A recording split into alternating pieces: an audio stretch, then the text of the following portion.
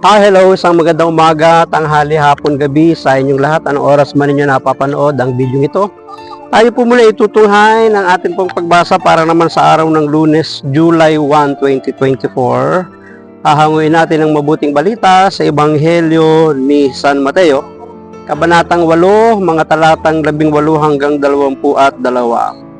Noong panahong iyon, nang makita ni Jesus ang makapal na tao sa kanyang paligid, iniutos niya sa mga kasama na maghandang tumawid sa ibayo.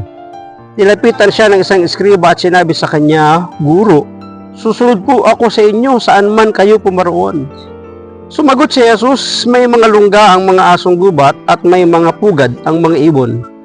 Ngunit ang anak ng tao'y wala man lamang matulugan o mapagpahingahan." Isa naman sa mga alagad ang nagsabi sa kanya, "Panginoon, maaari po bang umuwi muna ako upang ipalibing ang aking ama?" Ngunit sinabi sa kanya ni Jesus, "Sumunod ka sa akin at ipaubaya mo na sa mga patay ang paglilibing sa kanilang mga patay." Pagpalain po ng Diyos ang pagkabasa ng kanya pong mabuting balita. Ang reflection or pagsasadiwa ay hahangin po natin sa Aklat ng Simbahay taong 2024. Paano ka nga ba gumagawa ng desisyon? Ito'y tanong sa atin pong pagninilay sapagkat papapansin natin na merong eskribang gustong sumunod sa Panginoon tapos meron namang alagad na nagpapaalam na umuwi na. Di ba? Magkasalungat eh. May gustong sumunod, may gusto namang umalis. So, ang tanong ay, paano ka nga ba gumagawa ng desisyon? May mga pagpili o desisyon na hindi na kailangang pag-isipang mabuti sapagkat hindi naman malaki ang nakataya sakaling magkamali.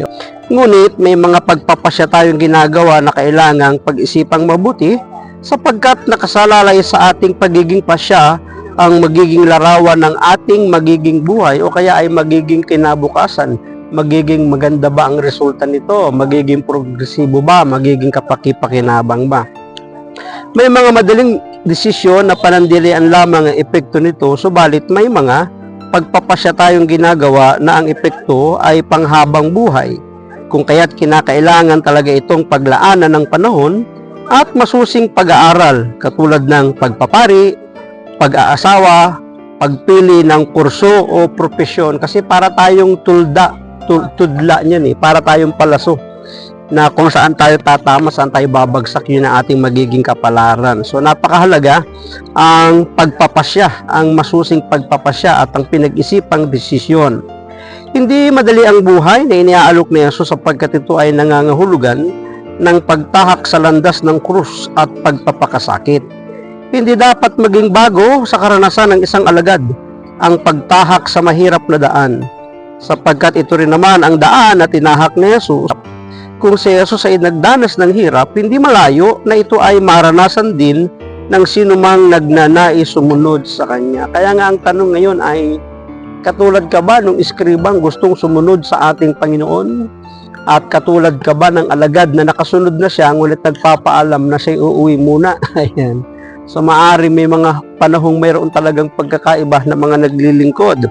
Ang pagsunod kay Jesus ay isang malaya na pagpapasya na maaari nating gawin sa ating buhay. Ngunit ito ay isa ring mahalagang desisyon na may mga kalakip na sakripisyo. Kaya nga dapat tinatansya natin yung ating pagsunod. Kaya nga daw ang paglilingkod sa Panginoon ay parang pagtatayo ng tore. Kailangang sukatin mo, tansyahin mo, tayahin mo kung maipapatapos mo ba. Yung lahat ba ng iyong kakailangan ng panggastos ay sasapat ba para maipatapos upang hindi tayo lumabas na kahiya-hiya. Ganon din daw ang isang hari. Bago siya makipagdigma sa isang kaharian, kailangan muna niyang bilangin ang kanyang mga kasundaluhan. Isasabak ba niya sa napakaraming sundalo ang kanyang kakaunting sundalo?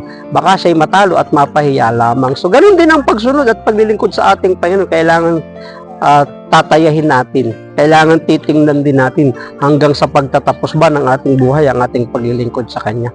Maraming salamat at pagpalain po tayo ng ating Panginoon. Ang akin lamang palaging sambit, I love you with the love of the Lord. Bye-bye and bye-bye.